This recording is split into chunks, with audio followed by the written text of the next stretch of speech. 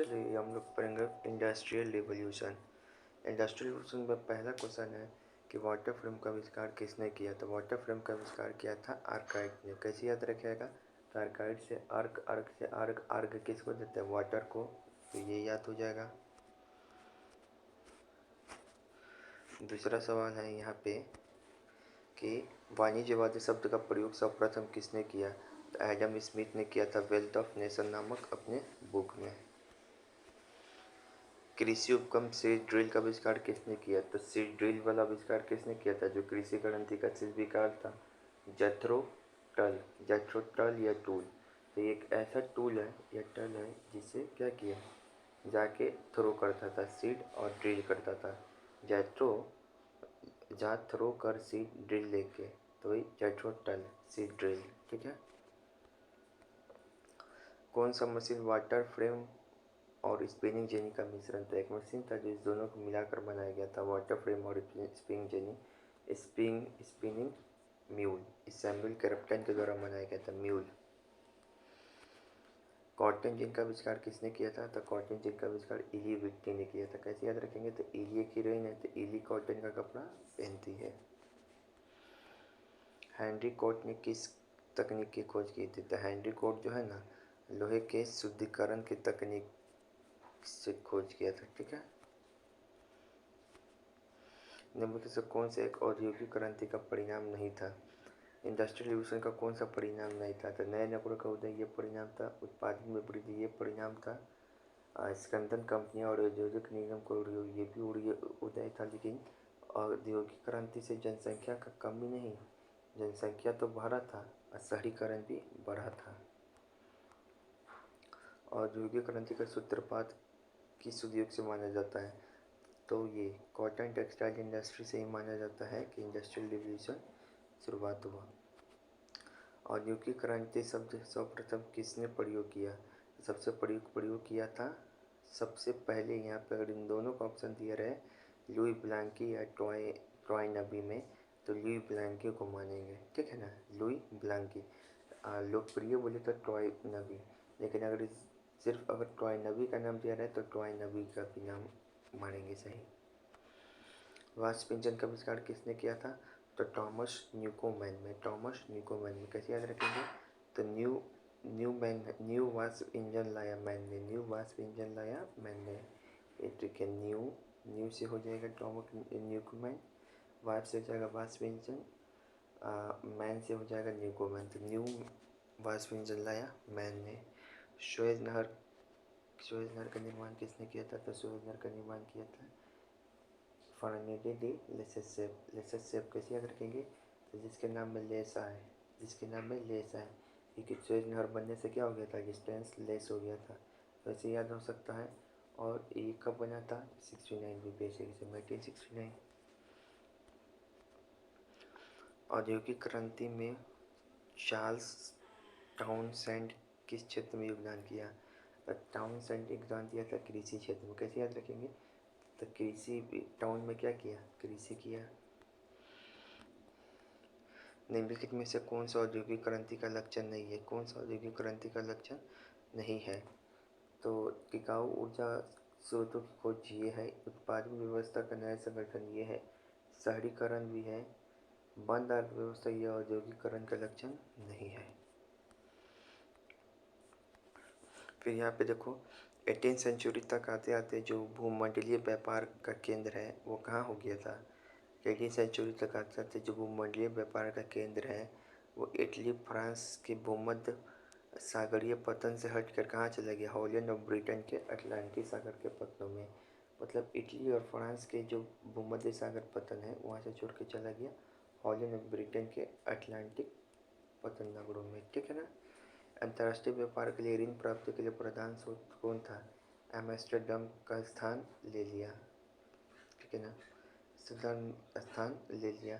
साथ ही London Africa और West Indies के बीच स्थापित त्रिकोणीय व्यापार का केंद्र भी बन गया। अमेरिका और एशिया में व्यापार करने वाली कंपनी का कार्यालय लंदन में भी थे।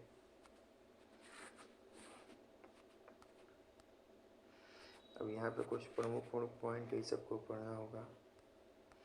जैसे पहला बोल रहा है कि श्रेपाशायर में एक डर्बी परिवार ने, जो स्वयं लोहा उस्ताद थे, इस समस्या का हल निकाल लिया। इस परिवार के 3 पीढ़ियों ने, दादा, पिता, पुत्र, जो भी अब्राहम डर्बी के नाम से पुकारे जाते थे, धातु कर्म उद्योग में क्रांति ला दी। यानी कि मेटलर्जिकल उद्योग जो होता है ना, उसमें क्रांति कौन लाया? तो वो पूछा था सवाल ये। तो डर्बी परिवार, किसने? डर्बी परिवार, डर्बी परिवार, डर्बी 1, डर्बी 2, डर्बी 3। तो यहाँ पे देखो, इस क्रांति का जो शुरुआत है 1709 में हुआ। 1709 में क्या हो गया?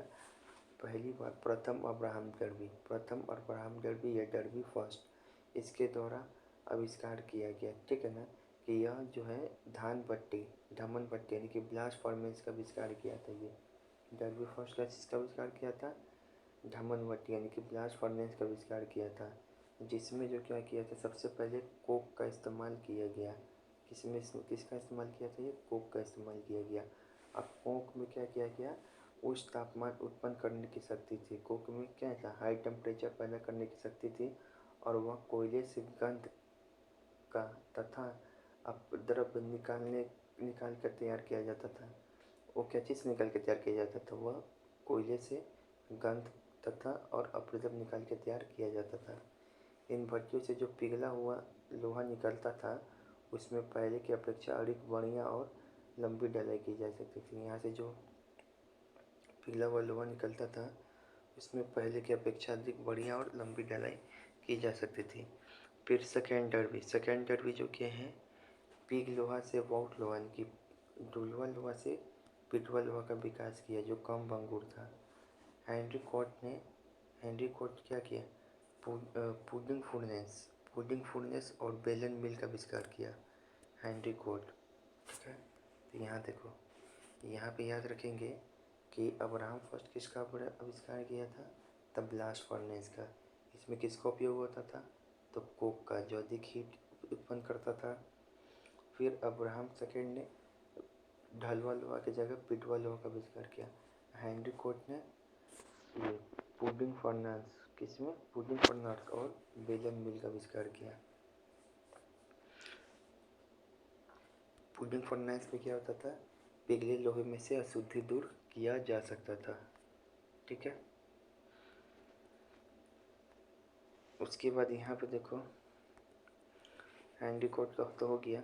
अच्छा, जॉन विलिंगटन को क्या था खोज? तो ये 1770 में सबसे पहले लोहे की कुर्सियाँ, आसब और शराब की भट्टियों के लिए तकिया यानी कि यार्ड्स और लोहे के सभी आकारों की नालियाँ पाइप बनाई, ठीक है ना। तो ये क्या बनाया? विल्कन्स। तो विल्कन्स को याद रखो, कंस। ये सन्यासी बुजुर्ग के समय तो कुर्सियाँ बनाया लोहे का, आसाम बनाया, शराब भट्टियाँ बनाया के लिए तकिया बनाया, और लोहे की सभी आकारों की नालियाँ यानी पाइप बनाए। फिर जो डर्बी थर्ड, वो विश्व में पहला लोहे का पुल यानी कि कोल ब्रूडेल में सवेर्ण नदी पर बनाया। एक पहला लोहे का पुल कौन बनाया है? तो डर्बी थर्ड। डर भी लग रहा था कि ये पहला लोहे का पुल है पूरी दुनिया में, ऐसे याद कर सकते हो। तो ये डर्बी थर्ड कहाँ पे बनाया? तो कोल ब्रुकडेल में सेवन नदी पर। तब पहले लोहे का पुल कौन बनाया था? तो डर लग रहा था, तो डर्बी थर्ड, ठीक है। कहाँ पे? कोल ब्रुकडेल में। किस नदी पे? सेवन नदी पे। अब यहाँ पे कुछ दिया हुआ है और ये आविष्कार, इसके बारे में जानेंगे। उड़न तुरु करके इनके फ्लाइंग शटल का आविष्कार कौन किया था? जॉन एब्राहम फ्लाइंग स्टर्निंग देता है, स्टंट करता है, इसे याद रखोगे। रेगुलेटिंग एक्ट के समय बनाया था। फ्लाइंग शटल लूम यानी कि उड़ने तुरंत कंघे की सहायता से कम समय में अधिक चौड़ा कपड़ा बनाना संभव है। इससे क्या होता था कि कम समय में अधिक चौड़ा कपड़ा बना सकते थे। फिर स्पेनिंग जेनी का आविष्कार 65 साल की उम्र में कौन? जेम्स हर्कविस किया। यह एक ऐसा मशीन था जिस पर एक अकेला व्यक्ति एक साथ कई धागे काट सकता था 65 की उम्र में। फिर वाटर वाटर फ्रेम का आविष्कार रिचर्ड आर्कराइट ने किया। रिचर्ड आर्कराइट ने आर्क वाटर फ्रेम आविष्कार कराई गई थी कब? 69 पेज के समय, ठीक है ना। और इस मशीन के द्वारा पहले से कहीं अधिक मजबूत धागा बनाया जाने लगा। वाटर फ्रेम से क्या बनता था? धागा। म्यूल म्यूल सैमुअल क्रिप्टन ने बनाया म्यूल कब? 79 में। इससे कटा हुआ धागा मजबूत और बढ़िया होता था। तो ये सब क्या है? धागे का विकास का है। एक बार एनडीए में भी पूछा था। एडम कार्टराइट पावर लूम बनाया 1785, यानी कि कांग्रेस से 100 साल पहले बनाया था। पावर लूम को चलाना बहुत आसान था। जब भी धागा टूटता तो वो अपने आप काम करना बंद कर देता और इससे किसी भी तरीके के धागे की बुनाई की जा सकती थी। फिर यहाँ पे देखो 1780 के दशक में कपास उद्योग कई रूपों में ब्रिटिश औद्योगिकरण का प्रतीक बन गया। 1780 में, ठीक है, यानी कि पावर लूम के समय इस उद्योग की दो प्रमुख विशेषताएं थी। कच्चे माल के रूप में आवश्यक कपास संपूर्ण रूप से आयात करना पड़ता था। इस संपूर्ण प्रक्रिया में इंग्लैंड के पास अपनी उपनिवेश होना जरूरी था।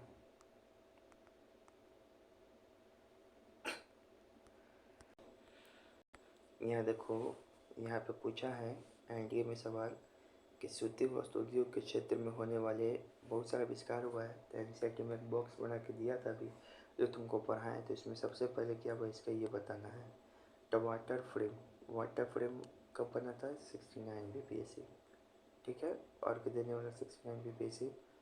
सैमुअल क्रॉम्पटन का म्यूल कब बनाया था? 1779 में, ठीक है। फ्लाइंग शटल कब बनाया था? जॉन के द्वारा। द रेगुलेटिंग एक्ट के समय 1773 होगा। फिर जेम्स हार्ग्रीव्स जो था स्पिनिंग जेनी का आविष्कार कब किया था? तो स्पिनिंग जेनी सूत काटा कितना? 65 साल की उम्र में। तो ऐसे सजा लेंगे। यहाँ पे 33 लिखा है, एक बार देखते हैं। ठीक है, 1733 ही है। फ्लाइंग शटल रेगुलेटिंग एक्ट नहीं है, 1733 ही है, ठीक है। अब यहाँ पे देखो, भाप की शक्ति उच्च तापमानों पर दबाव पैदा करती है जिसमें अनेक प्रकार की मशीनें चलाई जा सकती थी। भाप की शक्ति ऊर्जा का अकेला ऐसा स्रोत था जो मशीनरी बनाने के लिए कभी भरोसेमंद और कम खर्चीला था, ठीक है ना। भाप की शक्ति का इस्तेमाल सर्वप्रथम कहाँ हुआ था? तो खनन उद्योग में। खनन से ही तो यूज होगा भाप में, ठीक है। सूती वस्त्र उद्योग नहीं, खनन व उद्योग। उसके बाद यहाँ पे देखो, ये थॉमस सेवरी थे। एक खानों से पानी बाहर निकालने के लिए माइनर फ्रेंड नामक एक भाप इंजन का मॉडल बनाया। तो माइनर फ्रेंड नामक भाप इंजन का मॉडल कौन बनाया? थॉमस सेवरी। कैसे याद रखेंगे? माइनर का फ्रेंड है तो उसको सेव करेगा तो सेवरी। भाप का एक और इंजन 1712 में थॉमस न्यूकमैन ने बनाया था। तो 1712 में कौन बनाया था एक और इंजन? इसे 1698 में बनाया था सबसे पहले, लेकिन उसके बाद कौन बनाया था 1712 में भाप का एक और इंजन? न्यू भाप इंजन। तो न्यूकोमैन ने, याद रहेगा।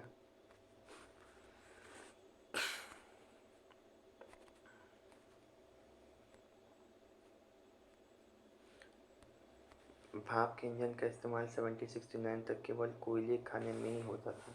आपको पता है सबसे पहले खान में होता था, लेकिन जब जेम्स वाट ने इसका प्रयोग और खोज निकाला तो वाट के एक ऐसी मशीन विकसित की जिसमें भाप के इंजन का केवल एक साधारण पंप की बजाय प्राइमरी मूवर यानी कि प्रमुख चालक मूवर के रूप में काम देने लगा, जिससे कारखानों में शक्ति चालित मशीनों को ऊर्जा निकलने लगी।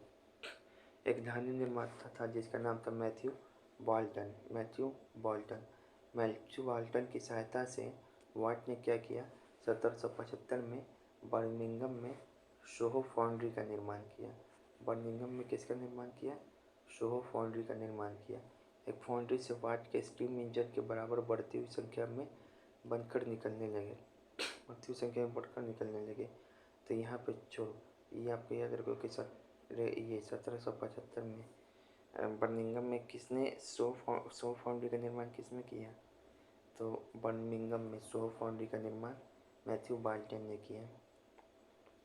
बाल्टन फाउंड्री, बाल्टी जो है फाउंड्री का निर्माण किया, बाल्टी जो है फाउंड्री का निर्माण किया।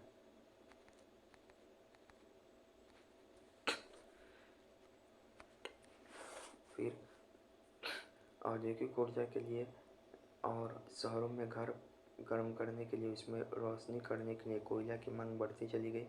इंग्लैंड में पहला नहर, ये पूछता है, इंग्लैंड में पहला नहर कब बना? तो 1761 में। नहर का नाम क्या था? वर्सली केनाल, वर्सली केनाल, वर्सली केनाल 1761 में बनाया गया था। किसके द्वारा? जेम्स जेम्स पीटरली के द्वारा, जेम्स पीटरली के द्वारा, जेम्स पीटरली के द्वारा बनाया गया था। जिसका उपयोग क्या था?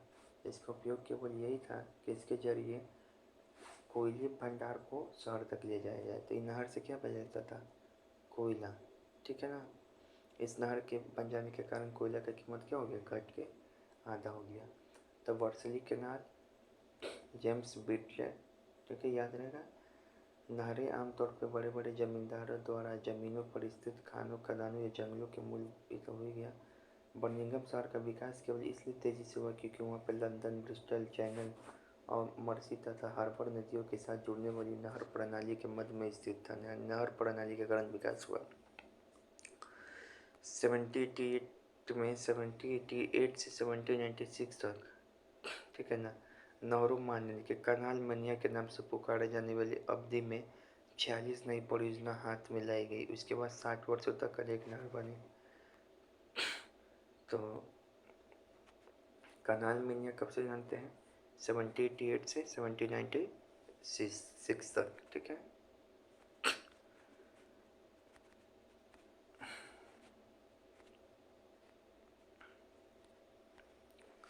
1842 में क्या हो गया था? किए गए एक सर्वेक्षण से पता चलता है कि वेतनभोगी मजदूर यानी कि कामगारों के जीवन की औसत क्या थी? अवधि थी।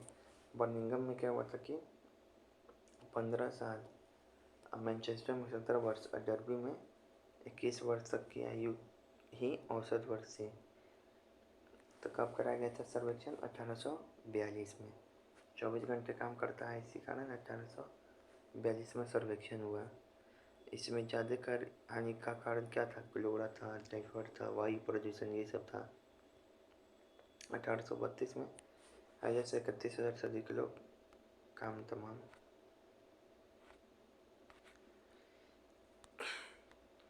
फिर यहाँ पर है ब्रिटेन की संसद ने 1795 में, कब? 1795 में 2 जुड़वा अधिनियम पारित किया था। कब? 1795 में 2 जुड़वा अधिनियम पारित किया था।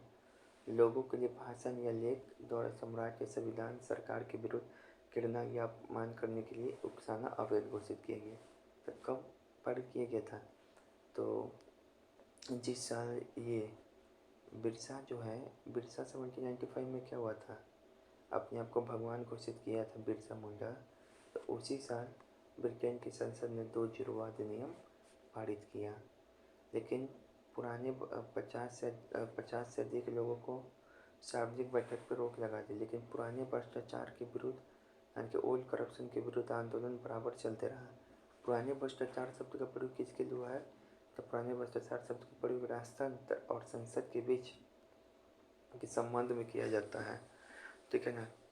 संसद के सदस्य, जिनमें भूस्वामी, उत्पादक, पेशेवर लोग शामिल थे, कामगारों को वोट का अधिकार दिए जाने के खिलाफ था। उन्होंने कॉर्न लॉज का समर्थन किया। इस कानून के अंतर्गत विदेश से सस्ते अनाज आयात पर रोक लगा दी।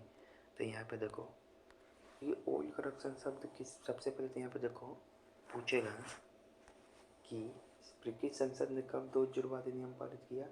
1795 में, ठीक है, जिसके तहत सरकार बहुत सारी चीज़ों पर प्रतिबंध लगा दिया। अब ये कैसे याद होगा? तो जिस समय बिरसा मूवमेंट हुआ था, अपने आप को भगवान घोषित किया था 1795, तो वो वाला पीरियड होगा। फिर यहाँ पे ओल्ड करप्शन शब्द, ये ओल्ड करप्शन शब्द है, किसके लिए प्रयोग हुआ था? तो ये ओल्ड करप्शन शब्द यानी कि पुराना भ्रष्टाचार शब्द, ये जो राजतंत्र है और प्लस आपका जो संसद है, इन दोनों के बीच का जो रिलेशन क्या है उसी को दिखाने के लिए प्रयोग किया जाता था। ऐसा माना जाता था कि जो संसद के बहुत सारे धनीपति लोग हैं, अमीर लोग हैं, केवल उन्हीं को वोटिंग राइट था, तो उसी के खिलाफ प्रयोग किया गया था। और ये लोग ही किसका समर्थन कर रहे थे? जो सबसे बेकार लॉ था, कॉर्न लॉ, जिसे मक्का का दाम ब्रिटेन में क्या हो गया था, बढ़ गया था, तो इसका क्या कर रहे थे? समर्थन कर रहे थे, और जबकि जनता इन सभी का विरोध कर रहा था।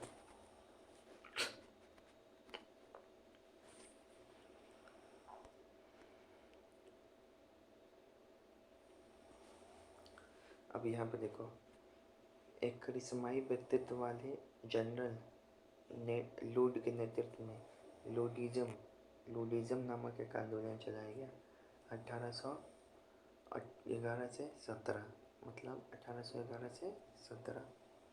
इसमें क्या हुआ था? इसमें क्या था? लूडिज्म के अनुयायी मशीनों के तोड़फोड़ सामर्थ्य में विश्वास नहीं करते थे, बल्कि न्यूनतम मजदूरी, नारी और बाल श्रम पर नियंत्रण, मशीनों के आविष्कार से बेरोजगार हुए लोगों के लिए काम और कानूनी तौर पर अपनी मांगें पेश करने के लिए मजदूर संघ बनाने के अधिकार की भी मांग करते थे। तो सबसे पहली बात, लूडिज्म आंदोलन कब चला था? तो लूडिज्म के नेतृत्व में कब? 1811 से 1817 के बीच में। यह आंदोलन किसके लिए था? ये केवल तोड़ फोड़ नहीं करता था, यह आंदोलन मांग उठाता था कि ट्रेड यूनियन के माध्यम से, किसके माध्यम से मांग उठाता? ट्रेड यूनियन के माध्यम से। और क्या क्या मांग उठाता? ये कि न्यूनतम मजदूरी दो, नारी और बाल श्रम पर नियंत्रण दो, मशीन जो बना है तो इससे बेरोजगार हुआ है तो उसका फिर क्या होगा, उसके कानूनी तौर पे उसको काम दो। तो ये सभी में भी विश्वास करता था लूडिज्म आंदोलन। ठीक है। कानून के जरिए सुधार, अभी तो 1795 में बिरसा के समय अभी कानून आया था, जुर्वा अधिनियम। अब यहाँ पे देखिए सरकार कानून के जरिए सुधार क्या कर रही है, तो इसको ये कर रहे हैं। 1819 में कुछ कानून बनाए गए, जिसके कब? 1819 में, जिसके तहत क्या हुआ कि 9 साल से कम आयु वाले बच्चों से फैक्ट्री में काम करवाने पर पाबंदी लगा दी गई, और 9 से 16 वर्ष की आयु वाले बच्चों में काम कराने की सीमा 12 घंटे तक सीमित कर दी गई। लेकिन इस कानून का पालन करवाने के लिए आवश्यक अधिकारों की व्यवस्था नहीं की गई थी। देखो 1819 में एक्ट आया। सबसे पहले 19 से याद रखेंगे 9 साल, तो जो भी 9 साल से कम है उस पर पूरा पाबंदी लगा दिया गया। ठीक है ना। और जो भी 9 साल से 16 साल तक का बच्चा है उसको काम करने की सीमा 12 साल कर दिया गया। ठीक है।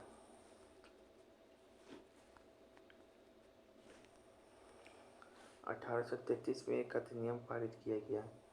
ठीक है, 1833 में, जिसके अंतर्गत क्या किया गया, 9 साल से कम आयु वाले बच्चों को केवल रेशम की फैक्ट्री में काम करने की अनुमति दी गई। इस 1819 में जो कानून पारित हुआ था उसमें तो 9 साल से नीचे कोई काम कर ही नहीं सकता किसी फैक्ट्री में, लेकिन 33 में किया गया कि केवल रेशम फैक्ट्री में काम करने का अनुमति दी गई। बड़े बच्चों के लिए काम के घंटे को सीमित कर दिया गया। कुछ फैक्ट्री निरीक्षकों की व्यवस्था की गई। अंततः 1847 में एक और कानून हुआ 1933-47, जिसमें 30 वर्ष से भी अधिक लंबे अरसे तक आंदोलन चलने के बाद 10 घंटा विधेयक पारित कर दिया गया। 1847 में एक फाइनली एक कानून पारित हुआ जिसमें 10 घंटा ही कोई काम कर सकता है, ये विधेयक पारित हो गया 1847 में। ठीक है। इस कानून ने स्त्री और युवकों के काम करने के घंटे को सीमित कर दिया। अब पुरुष श्रमिकों के लिए 10 घंटा काम निश्चित कर दिया। ठीक है। तो यहाँ पे देखो कहाँ पे होता है, यहाँ देखो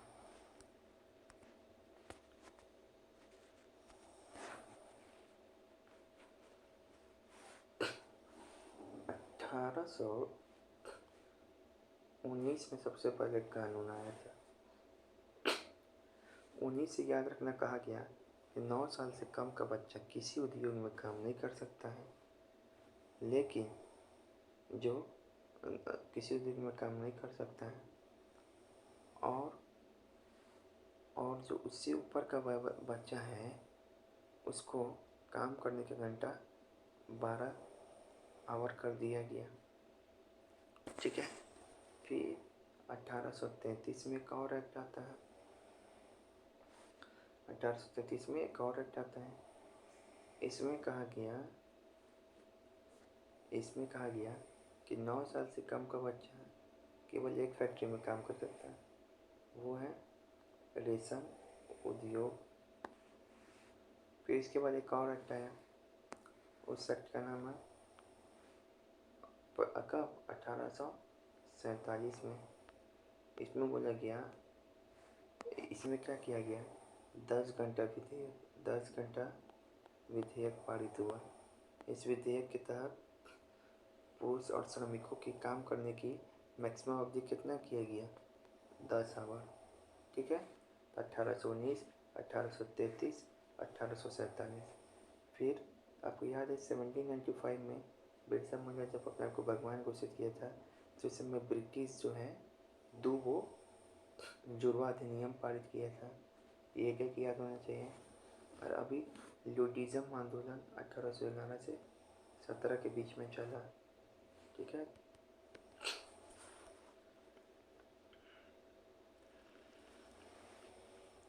आपको याद रखना है यहाँ पे फिर ये अधिनियम कपड़ा उद्योग पर ही लागू होते थे, खनन उद्योग पर नहीं।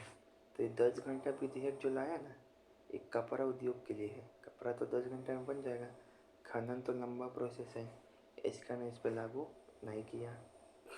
1842 के खान आयोग ने यह उजागर कर दिया कि खान में काम करने की परिस्थितियाँ वास्तव में 1833 का अधिनियम के लागू होने से पहले कहीं अधिक खराब हो गई है, क्योंकि पहले से अधिक संख्या में बच्चों को कोयला काम पे लगाया जा रहा है। बताइए 1842 में क्या हुआ। 1842 के खान और कोयला खान अधिनियम ने 10 वर्ष से कम आयु के बच्चे और स्त्री को काम करने पे प्रतिबंध लगाया, 1842 वाला। ठीक है ना। तभी तो 1847 में अधिनियम बना। फिर यहाँ पर क्या है, फिल्डर्स फैक्ट्री अधिनियम ने 1847 में यह कानून बना दिया कि 18 साल से कम उम्र के बच्चों और स्त्री को 10 घंटे काम करने से अधिक काम नहीं लिया जाएगा। ठीक है। तो याद हुई क्या।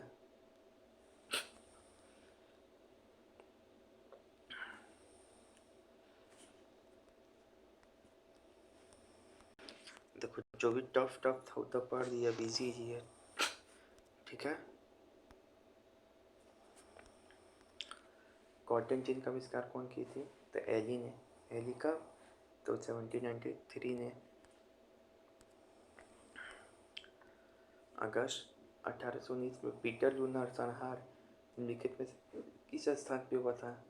तो देखो सबसे पहले याद रखना पीटर लू नरसंहार कब हुआ था, 1819 में।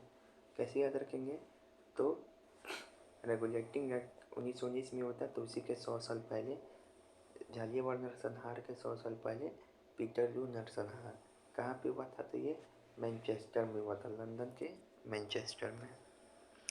पीटर लू नरसंहार क्या है, तो अगस्त 1819 में 80,000 लोगों ने अपने लिए लोकतांत्रिक अधिकार यानी कि राजनीतिक संगठन बनाने, सार्वजनिक सभाएं करने और प्रेस के अधिकारों की मांग करने के लिए मैनचेस्टर में, कहाँ पे, मैनचेस्टर के सेंट पीटर्सबर्ग मैदान में इकट्ठा हुए, लेकिन उनका दमन कर दिया गया। इसी को ही पीटर लू नरसंहार कहते हैं। कब हुआ, 1819 में, अगस्त 1819 में। मैनचेस्टर, सेंट पीटर्सबर्ग फील्ड अपना अधिकार, राजनीतिक अधिकार मांग रहे थे। कार्ल मार्क्स ने निम्नलिखित में से किस सिद्धांत की सहायता से वर्ग संग्रह को समझाया है, तो द्वंद्वात्मक भौतिकवाद की सहायता से। औद्योगिक क्रांति का अर्थ क्या है, तो उत्पादन प्रणाली में परिवर्तन। उत्पादन प्रणाली में किस परिवर्तन हो रहा है वही बताता है। औद्योगिक क्रांति का आविष्कार किससे शुरू हुआ, तो यहाँ पे देखो शुद्धि वस्त्र अगर नहीं दिया है तो भाप का इंजन मानेंगे। भाप का इंजन 2 आदमी बनाया था। एक तो सबसे पहले बनाया था, नाम नहीं याद आ रहा है, लेकिन एक तो न्यूकमैन बनाया था एक, ठीक है। 1800 से 1850 के बीच सभी शहरों में जनसंख्या वृद्धि का सबसे संभावित कारण क्या था? तो इस समय इंडस्ट्रियल रिवोल्यूशन हो रहा था, इसके कारण जनसंख्या में वृद्धि हो रहा था। निम्नलिखित में से कौन सा कथन समाजवाद और साम्यवाद के बारे में सत्य है? तो देखो, साम्यवाद क्या है? पूर्ण समाजवाद का एक रूप है। साम्यवाद क्या है? पूर्ण समाजवाद का ही एक रूप है जिसमें सरकार सभी उत्पादन और संपत्ति का मालिक होता है। द वेल्थ ऑफ नेशन नामक पुस्तक में पूंजीवाद की मुक्त बाजार प्रणाली का बचाव किसने किया? मुक्त बाजार प्रणाली, ये कौन बोला था? Adam Smith. इसी के बुक का नाम है द वेल्थ ऑफ नेशन। औद्योगिक क्रांति के दौरान किस वर्ग ने नवीन संपत्ति बनाई और प्राप्त की? तो याद रखेंगे, जब औद्योगिक क्रांति हुआ तो इस समय श्रमिक वर्ग का तो शोषण हो गया, तो बच्चा मध्यम वर्ग यही आ गया और अपने संपत्ति बनाया। 10 वर्ग के उदय ने लोकतंत्र को मजबूत किया। तो मध्यम वर्ग हमेशा लोकतंत्र को क्या करता है? मजबूत। औद्योगिक क्रांति शब्द का प्रयोग सर्वप्रथम किसके द्वारा किया गया था? तो इस क्रांति का शब्द का प्रयोग सर्वप्रथम किया गया था। तो यहाँ पे देखो, यहाँ पे दोनों ऑप्शन है, टॉयनबी और ब्लैंकियो। तो टॉयनबी को ही मारेंगे, ठीक है। इसी को औद्योगिक क्रांति का पितामह भी बोला जाता है। कैसे याद रखेंगे? तो जिसके नाम में टॉय लगा रहेगा वही किया। औद्योगिक क्रांति शब्द का प्रयोग यूरोपीय विद्वान है, देखो यहाँ पे कुछ दिया हुआ है कि जो औद्योगिक क्रांति शब्द का प्रयोग है वो यूरोपीय विद्वान जैसे कि फ्रांस में जॉर्जेस मिशले और जर्मनी में फ्रेडरिक एंगल ने के द्वारा शुरू किया गया। इस शब्द का प्रयोग सबसे पहले किसके द्वारा किया गया था? तक दार्शनिक एक अर्थशास्त्री थे ऑर्लेट टॉयनबी, उसके द्वारा किया गया। वो क्या किया था कि वह परिवर्तन दिखाया जो ब्रिटेन में 1760 से 1820 के बीच हुआ। इसी दौरान ब्रिटेन में किसका शासन था? तो जॉर्ज तृतीय का, ठीक है ना, जॉर्ज तृतीय का, जिसके बारे में अपना ऑक्सफोर्ड विश्वविद्यालय में अपना लेक्चर दिया। अपने उसका लेक्चर किस में प्रकाशित हुआ? टॉयनबी का, the lecture on the industrial revolution in England, ठीक है। फिर जो बाद के इतिहासकार आए, एस्थन, मैंट्यूक्स, हॉब्सन, तो ये सभी भी टॉयनबी के विचार से क्या हुए? सहमत हुए। तब हम यहाँ पे सवाल पूछ रहे हैं आपसे, औद्योगिक क्रांति शब्द का प्रयोग किस फ्रांस और जर्मनी के विचारक ने किया था? फ्रांस में किया था जॉर्ज मिशले और जर्मनी में किया था फ्रेडरिक एंगल्स। अब यहाँ पे दिया है किस अंग्रेज ने सबसे पहले औद्योगिक क्रांति शब्द का प्रयोग किया है? सबसे पहले किया था टॉयनबी ने किया था। टॉयनबी क्या था? एक दार्शनिक था, एक अर्थशास्त्री था। टॉयनबी औद्योगिक क्रांति शब्द का प्रयोग किस संदर्भ में कर रहा था? तो उन परिवर्तनों को दिखाने के लिए कर रहा था उन परिवर्तनों को दिखाने के लिए किया जो ब्रिटेन के उद्योग के विकास में क्या हुआ था? बीच में हुआ था। 1760 और 1820 के बीच में हुआ था। इसके जो टॉयनबी का बात है किस बुक में लिखा गया? टॉयनबी का बात the lecture on the industrial revolution in England, lecture on the industrial revolution in England वाली बुक में लिखा था। उसके बाद याद रखना है कि औद्योगिक क्रांति के समय किस राजा का शासन था? तो जॉर्ज थर्ड का शासन था। फिर टॉयनबी के बाद से कौन कौन सहमत हुआ बाद में? ताशुतोष, एस्टन, मंटू, द मैंट्यूक्स, हॉब्सन, ठीक है, एरिक हॉब्सन, ये सब सहमत हुआ।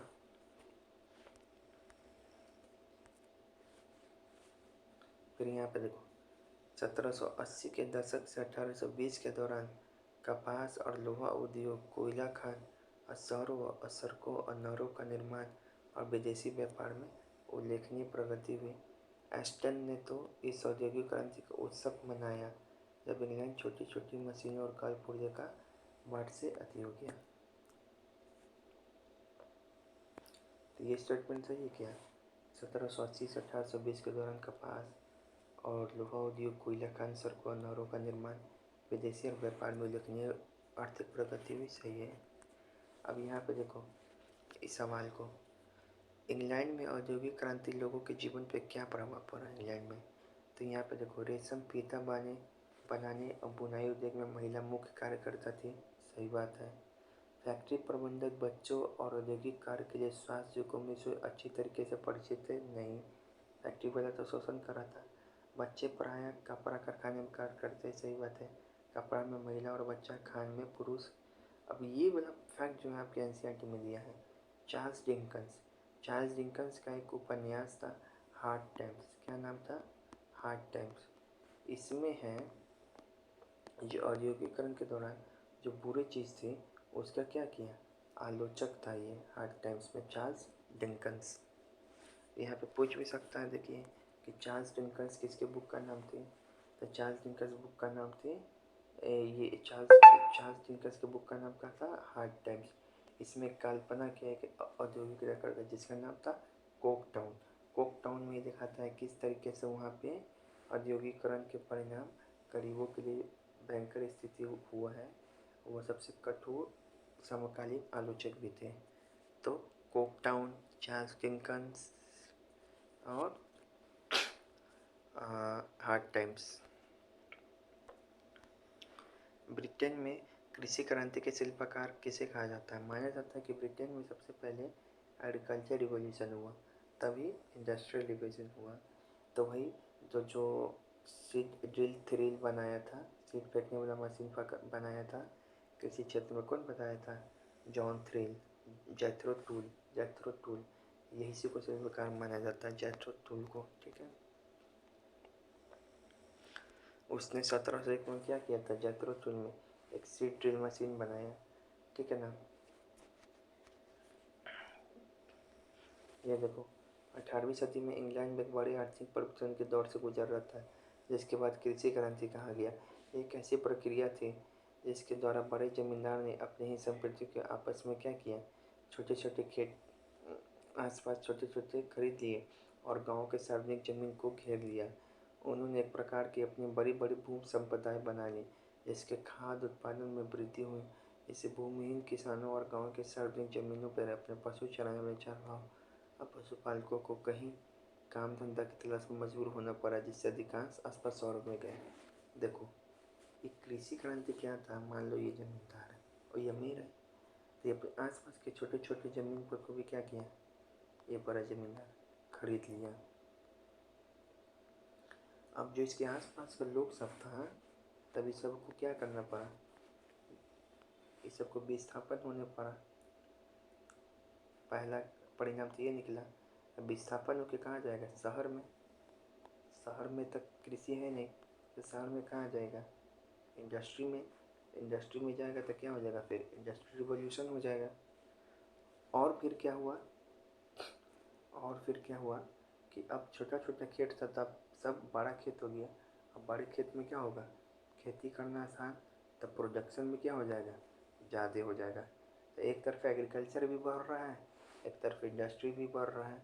इसी को कहते हैं इंडस्ट्रियल रिवॉल्यूशन, ठीक है। इसमें बड़े बड़े जमींदार आसपास के ज़मीन को क्या किए, हड़प लिए या खरीद लिए। एक यहाँ पे बुक है ओलिवर गोल्डस्मिथ, इसके बुक का नाम है उजरा गांव, द डेजर्ट विलेज।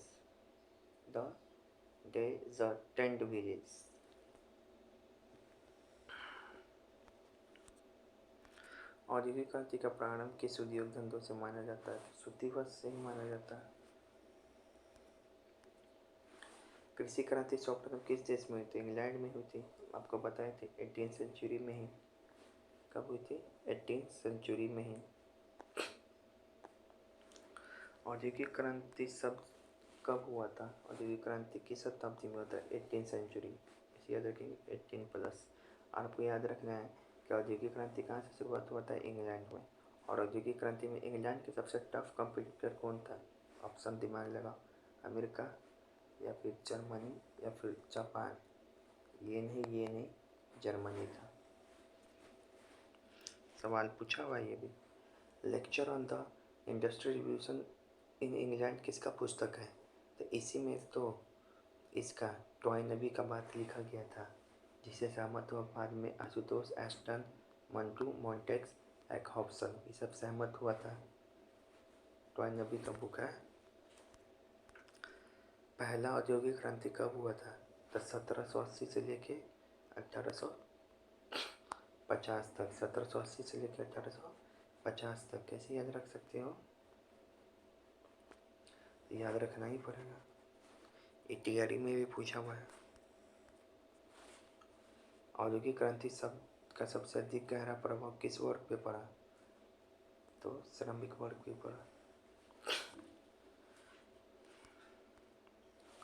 श्रमिक वर्ग की समस्याओं पर पहली बार ध्यान किसने कैसे दिलाया? रॉबर्ट ओवन ने। डिवीजन ऑफ द लेबर की संकल्पना किसने की? एडम स्मिथ ने। कैसे याद रखेंगे? तो स्मिथ ने लेबर का डिवीजन किया।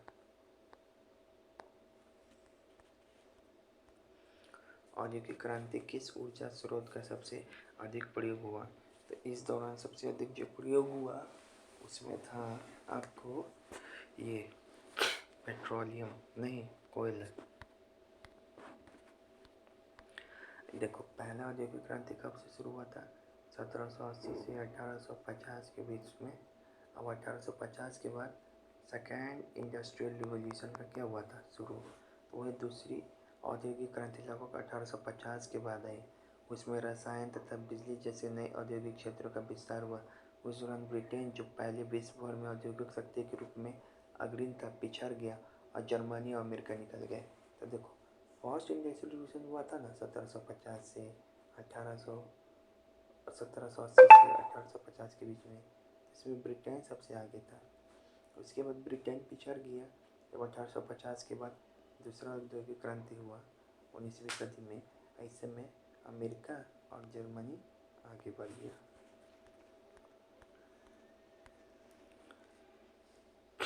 अब यहाँ पे देखो, 18वीं सदी में ब्रिटिश पूंजी संचय का औद्योगिक विकास में पुनर्निवेशित किया गया। कारण पूंजी पर सामंती अभिजात वर्ग के बजाय व्यापारी उद्योगपति का नियंत्रण था। दोनों सही है। यहाँ पे बोल रहा है जो 18th सेंचुरी था, ठीक है।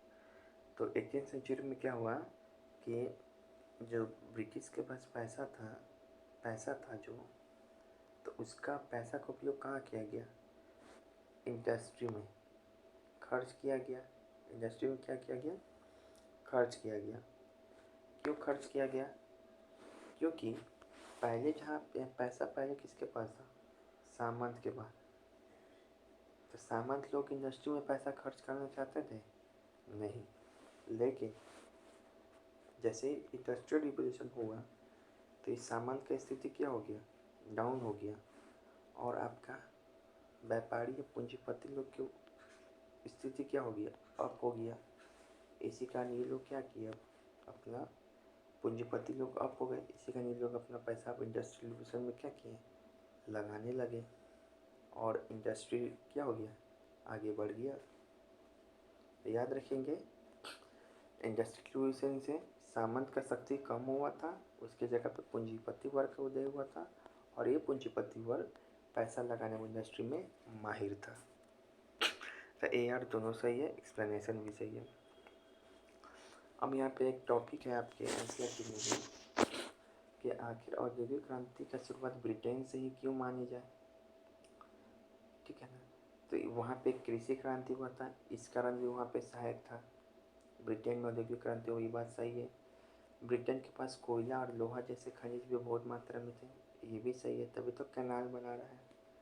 फिर नई औद्योगिक मशीन और कारखानों में निवेश के लिए ब्रिटेन के पास पूंजी भी बहुत थी, बताए थे। पूंजीपति वर्ग लोग भी बहुत था ब्रिटेन में, ये भी सही है।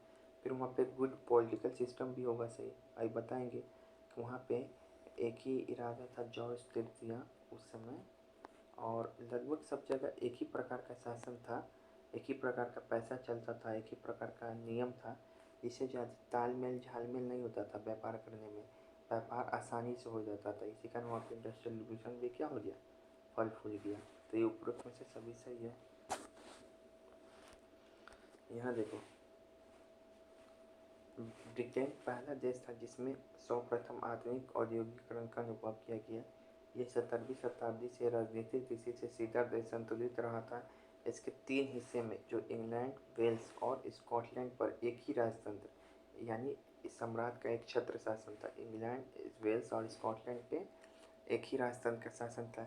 इसका अर्थ यह है कि संपूर्ण राज्य में एक ही कानून व्यवस्था, एक ही सिक्का मुद्रण प्रणाली और एक ही बाजार व्यवस्था थी। इस बाजार व्यवस्था में स्थानीय प्राधिकरणों का यानी कि स्थानीय लोगों का कोई हस्तक्षेप नहीं था। अथॉरिटी का यानी वो अपने इलाकों से होकर गुजरने वाले मार्ग पर कोई कर नहीं लगा सकते थे, तब व्यापारी ही होगा। 17वीं सेंचुरी के अंत तक मुद्रा भी उपयोग होने लगा लेन देन में। इससे लोगों को जो आमदनी से खर्च करने से अधिक विकल्प प्राप्त हुए। वस्तु की बिक्री के लिए बाजार विस्तार होने लगा और कृषि क्रांति भी ये था। तो देखो, ये चीज़ तो शो कर रहा है गुड पॉलिटिकल सिस्टम। इसी कारण इंग्लैंड में इंडस्ट्रियल रिवोल्यूशन भी संभव हुआ। तो यही 4 कारण है आपके एनसीईआरटी में। ठीक है, अब यहाँ पे कह रहा है, यहाँ पे देखो कह रहा है कि 19वीं सदी में ब्रिटेन में मकई कानून यानी कि कॉर्न लॉ पेश किए गए, जिसने मकई की आयात को प्रतिबंध कर दिया। सही है कि गलत? सही बात है। कॉर्न लॉज क्या हुआ था कि ब्रिटेन का जो अमीर लोग हैं, स्थानीय अमीर लोग हैं, वो अपने ज़्यादा पैसा कमाने के लिए बाहर से जो कॉर्न आ रहा था ना सस्ता वाला, उसको बैन कर दिया और अपने देश में कॉर्न का दाम महंगा बढ़ा दिया। ठीक है, जनसंख्या में ताकि वहाँ के ब्रिटेन के स्थानीय व्यापार को क्या हो सके, फ़ायदा हो सके। स्थानीय व्यापारी को अपने लिए किया था वो सब, लेकिन इसका विरोध भी हुआ। जनसंख्या में वृद्धि के कारण खाद्यान्न की मांग में वृद्धि हुई और परिणाम स्वरूप खाद्यान्न की कीमतों में वृद्धि हुई। एक तो ब्रिटेन में बाहर से आ नहीं रहा है कौन, दूसरा ब्रिटेन में क्या हो रहा है, जनसंख्या वृद्धि हो रहा है। अब ये वृद्धि हो रहा तो ये डिमांड भी ज़्यादा कर रहा है, लेकिन इस डिमांड को कैसे सप्लाई किया जाएगा? तो वैसे कौन जो सिर्फ ब्रिटेन में पैदा ले रहे उसी से, और इसी का दाम बढ़ा दिया गया। तो ये दोनों स्टेटमेंट सही है, ए आर का एक्सप्लेनेशन भी सही है। कॉर्न लॉ कब शुरू हुआ था? तो याद रखेंगे, कॉर्न लॉ लाया गया था 1815 में, दिया हुआ एनसीईआरटी में। समाप्त कब हुआ? 1846 में। 1815 मतलब 1815 मतलब चंपारण सत्याग्रह के आसपास मतलब पीरियड मान लो, उसी समय याद रहेगा आपको। पता है 1795 में 2 जुड़वा अधिनियम भी लाया था ब्रिटेन।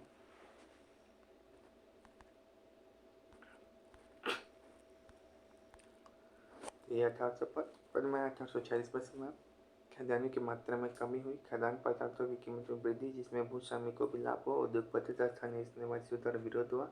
विरोध के चलते कानून तो फिर से समाप्त करना पड़ा। ठीक है, फिर यहाँ पे बोल रहा हूँ, अब यहाँ पे देखो, where those laws which prevent the import of cheaper food until the prices in the Britain high rises. मतलब सस्ते आग पे किसको रोक लगा दिया गया था कि बाहर से नहीं आएगा वो चीज़। तो कॉर्न लॉज लाया गया था, 1815 में लाया गया था, 1846 में समाप्त।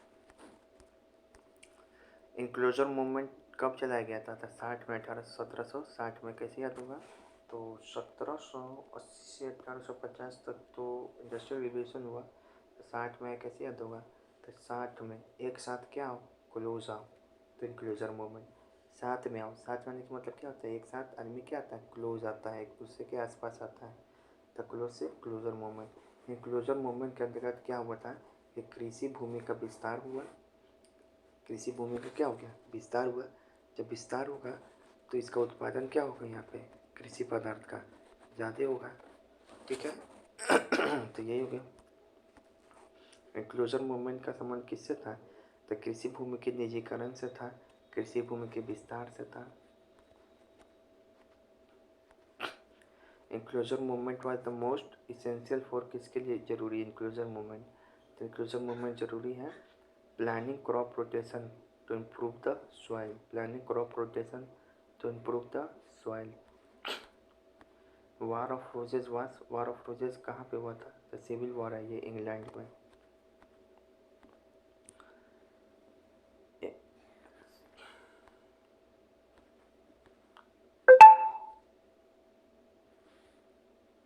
अप्रोचेस क्या है, सिविल वॉर है इंग्लैंड में, ठीक है। फिर यहाँ पे बोल रहा है among the several factors which made the Britain first industrialization, तो एग्रीकल्चर रिवॉल्यूशन हुआ था वहाँ पे, यह भी कारण है कि ब्रिटेन में आईआर पॉसिबल हो पाया। सर्वप्रथम राष्ट्रीय बैंक का स्थापना कब हुआ था, तो इंग्लैंड में हुआ था। कब हुआ था, तो 1694 में, 1694 में हुआ था बैंक ऑफ इंग्लैंड। तो यहाँ पे देखो देश की वित्तीय प्रणाली का केंद्र बैंक ऑफ इंग्लैंड था। 1694 में स्थापना हुआ। 1784 तक मिलाकर इंग्लैंड में कुल 100 से अधिक प्रांतीय बैंक था और फिर अगले 10 वर्षों में इसका संख्या 3 गुना हो गया। 1820 के दशक में परंतु में 600 से अधिक बैंक थे, ठीक है, ये भी याद रहेगा।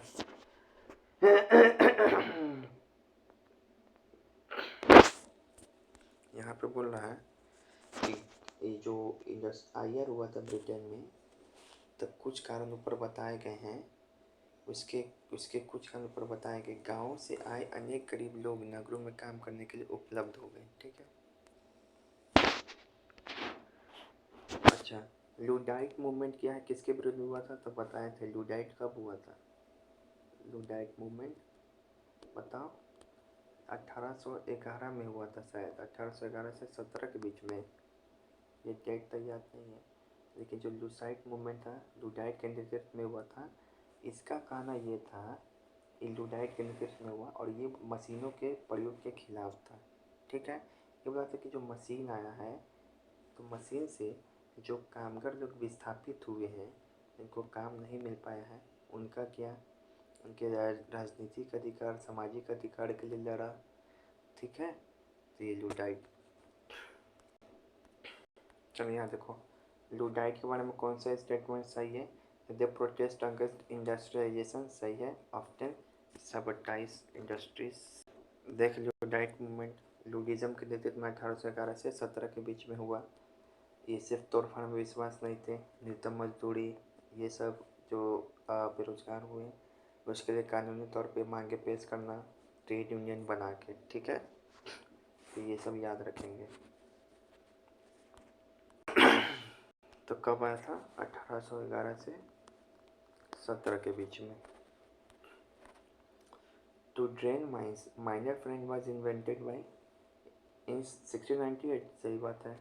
माइनर फ्रेंड को 1698 में किसके द्वारा लाया गया था, तो माइनर का फ्रेंड ने क्या करेगा, माइनर लोग को सेव, तो थॉमस सेवरी के द्वारा। 1814 में रेलवे इंजीनियर जॉर्ज स्टेप्सन कंस्ट्रक्टेड ए लोकोमोटिव कॉल, देखो 1814 में ना एक रेलवे का इंजीनियर था स्टेप्सन, जॉर्ज स्टेप्सन, एक इंजन बनाया। उस इंजन का नाम था ब्लडचर, याद रखें क्या नाम था इंजन का, ब्लडचर। 1850 तक ब्रिटेन कैंची से ऑलमोस्ट कनेक्टेड हो गया था रेलवे से, याद है। 1780 से 1850 तक आईआर का भी डेट है। अब यहाँ पे बोल रहा है during the little railway mania, little railway mania कब है, 1833 से 37 तक। इस समय रेलवे बनाने का मेनिया हो गया था ब्रिटेन में। तो इसमें कितना रेलवे लाइन लगभग बिल्ट हो गया था, 1400 माइल, 1400 माइल, 14 बोका 1400 माइल्स रेलवे लाइन्स बना दिया। The first intercity railway line of the world was, दुनिया में सबसे पहला इंटरसिटी रेलवे लाइन कब से कब तक चला था, बॉम्बे तो ठाणे नहीं, लिवरपूल से मैनचेस्टर, कैसे याद होगा, लिवरपूल से मैनचेस्टर के बीच 1830 में चला था। लिवरपूल से मैनचेस्टर के बीच, ये क्या है, किसी शहर के अंदर चलने वाला रेलवे है। 1830 से में लिवरपूल से मैनचेस्टर के बीच, यानी शब्द यहाँ पे याद रखेंगे, first inter city railway line. लेकिन ऐसे पूछते जो इस बार हमको बिहार स्टेट में भी पूछा था और हम गलती कर दिए थे, हम मारे थे 1830 आंसर, लेकिन आंसर था 1825। क्यों, यहाँ पे पूछ रहा दुनिया का पहला सार्वजनिक रेलवे लाइन, इंटरसिटी रेलवे नहीं बोल रहा है, इंटरसिटी रेलवे बोलता तब 1830 होता, तब 1800 क्या होता, 30 होता, और वो होता लिवरपूल से मैनचेस्टर की ओर। लेकिन पहला यहाँ पे बोल रहा है दुनिया का पहला सार्वजनिक रेलवे लाइन, वो उससे पहले चला था, 1825 में चला था। और कहाँ से कहाँ तक, 1825 में स्टॉकहोम से दिल्ली ग्रिंटन रेलवे स्टेशन तक 9 मील लंबा था और 9 मील लंबा रेल मार्ग था और 24 किलोमीटर प्रति आवर से चल रहा था। ठीक है, तो याद रखेंगे पहला भाप से चलने वाला रेलवे इंजन कौन था? स्टीफसन का रॉकेट 1814 से बना। अब जो क्या है हमेशा चलेगी। 1760 के दशक में क्या हो गया? लकड़ी की पटरी का स्थान ले लिया। ठीक है ना, भाप इंजन द्वारा इस लोहे का पटरी पर रेल का डिब्बे को खिंचाई। रेलवे का आविष्कार क्या किया? औद्योगिकरण की प्रक्रिया को पूरा किया। इसमें क्या है 1801 में रिचर्ड थ्रेकविक ने एक इंजन का निर्माण किया जिसे 1801 में रिचर्ड थ्रेकविक ने एक इंजन का निर्माण किया जिसे पफिंग टेबल यानी कि फुफकारने वाला दाना बोला गया। पफिंग टेबल मतलब फुफकारने वाला दाना बोला गया। 1814 में क्या हो गया? रेलवे इंजीनियर जो था जॉर्ज स्टीफसन ने एक 1814 में रेलवे इंजीनियर था जॉर्ज स्टीफसन ने रेल इंजन बनाया जिसे ब्लडचर बोला गया। जॉर्ज स्टीफसन ने कौन सा इंजन बनाया था? ब्लडचर। फुफकारने वाला दाना यानी कि पफिंग टेबल का निर्माण कौन किया था? रिचर्ड ट्रेविथिरिक 1801 में। और दुनिया का पहला सार्वजनिक रेलवे कब चला? सर्वप्रथम 1825 में चला था स्टॉकहोम टाउन से दिल्ली ग्रिंटन शहर के बीच 9 मील लंबा 24 किलोमीटर प्रति आवर से। लेकिन पहला इंटरसिटी रेलवे कब चला? 1830 में। ठीक है ना, लिवरपूल से मैनचेस्टर के बीच में। ठीक है, तो याद रखेंगे। पफिंग टेबल कौन बनाया था? रिचर्ड ट्रेविथिरिक ने। Initially, the canals were built in England too. canals कब बनाया गया था? canals बनाया गया था किसी के लिए? तो बताए थे कोयला को ट्रांसपोर्ट करने के लिए। चलो आपको दिखाते हैं। देखो, इंग्लैंड में पहला नहर वर्सली कैनाल है। कब बना? 1761 में। किसके द्वारा? जेम्स ब्रेटली के द्वारा। ब्रेटली क्या किया? वर्सली कैनाल को बनाया जिसका उद्देश्य था केवल कोयला भंडारों को पहुंचाना। और कहाँ से? वेर्सले जो एक जगह है मैनचेस्टर के पास से, वहाँ पर बनाया था। ठीक है ना। उसके बाद क्या हुआ? बर्मिंघम शहर का विकास इसलिए तेज़ी से हुआ क्योंकि वहाँ पे कनाल वगैरह था। फिर 1796 तक 1788 से 1796 तक क्या हुआ? कनाल मेनिया नाम से अवधि पकड़ने लगा। कनाल मेनिया की अवधि 1788 से 1796 तक। कनाल मेनिया 1788 से 1796 तक 1788 से 1796 तक 1788 से 1796 तक। पहली बार रेलगाड़ी लिवरपूल और मैनचेस्टर के बीच कब शुरुआत हुई? 1830 में। इंटर रेलवे स्टेशन था। Which of the following industries was where the hard hit by the Great Economic Depression? विश्व आर्थिक मंदी से कौन सा इंडस्ट्री सबसे खराब गया? तो एक माइनिंग और हेवी इंडस्ट्री, ये दोनों एकदम डाउन चला गया।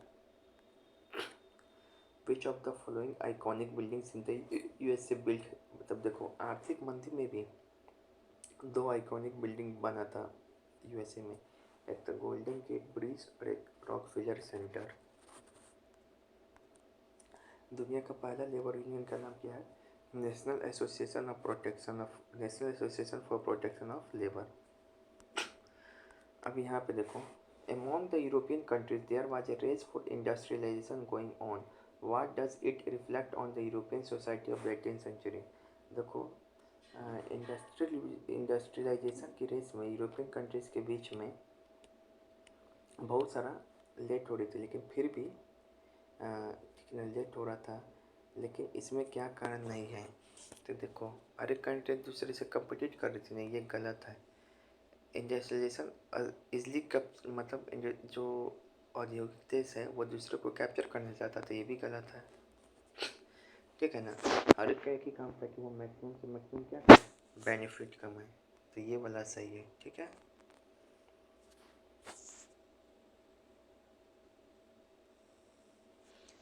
कैलिको एक्ट के बारे में सेकेंड नंबर सही है बस।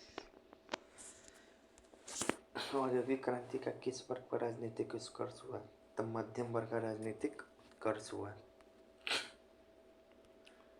वाटर फ्रेम बता ही दिए, Richard dark, power loom, Cartwright 1785, Congress से 100 साल पहले, ये तो बता ही दिए। नई खेती का प्रचलन किसे दिया गया? तो यंग आदमी नई खेती का प्रचलन करेगा। प्रथम वाष्पचालित क्लेमोंट, हाँ ये देखो क्लेमोंट कौन बनाए? तो फुलटन। कौन बनाए? Robert Fulton. तो देखो क्ले से क्या होता है बताते हैं, फूला फूला सामान बनाते हैं हम लोग, तो Robert Fulton, Clermont. Machine that greatly contribute to the revolution in textile industry, सबसे ज़्यादा कंट्रीब्यूट कौन किया? फ्लाइंग शटल, जॉन के वाला, टेक्सटाइल इंडस्ट्री में यही। किसे धातु कण की क्रांति लाने का श्रेय दिया जाता है? तो बताया था डर्बी परिवर्तन, अब्राहम डर्बी। अब्राहम डर्बी बनाता है तुमको क्या?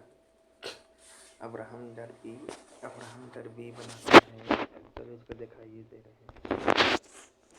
देखो अब्राहम डर्बी परिवार के बारे में बताए थे।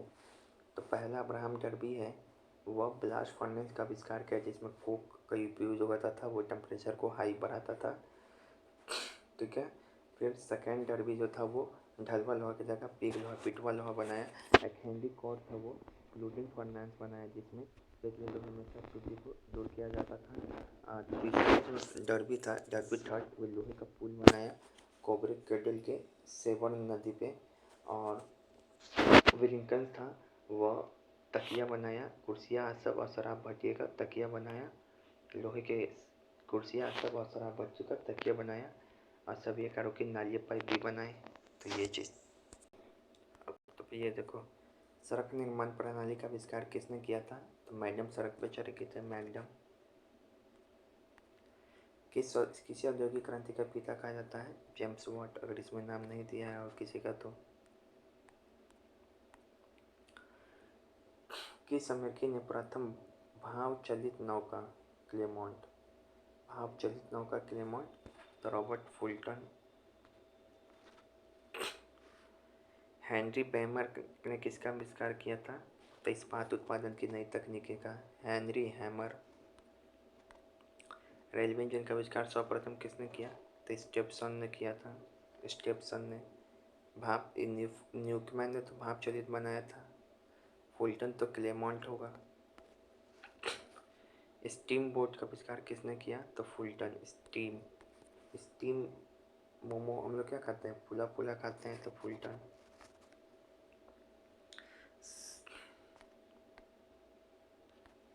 रॉकेट इंजन का प्रयोग सबसे पहले किसने किया? स्टेप्सन ने। औद्योगिक क्रांति का राजनीतिक प्रभाव क्या था? तो लोकतंत्र का विकास। औद्योगिक क्रांति का कौन सा वर्ग कमजोर हुआ? तो औद्योगिक क्रांति में जो है सामंत वर्ग कमजोर हुआ, अब पूंजीपति वर्ग क्या हो गया? उदय हुआ। पहली बार इंडस्ट्रियल रिवोल्यूशन टर्म का यूज कौन किया था? तो ये किया था गिलमरिन ऑटो ने। Which is the best innovation associated with the second industrial revolution? तो स्टीम पावर फैक्ट्रीज, ठीक है ना।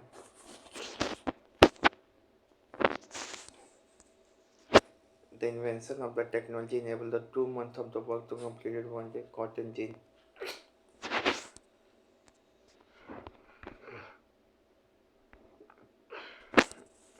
और लास्ट में एक चीज़ और रिविजन कर लो, बताओ जुर्बाती नियम कब पारित हुआ था? 1795 में।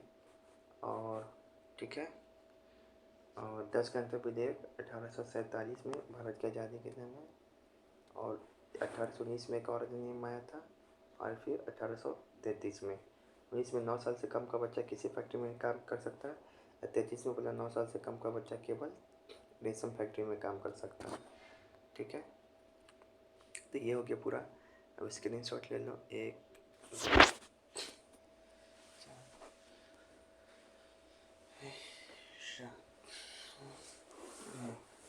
बस गाड़ी बाड़ी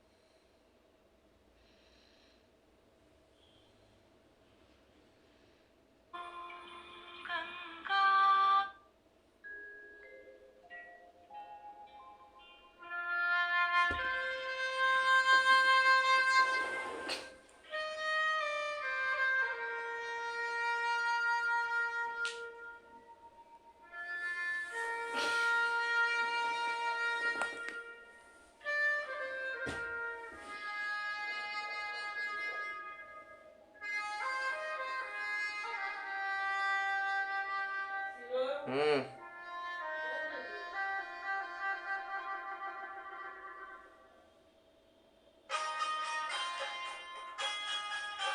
6 बज गए लूट।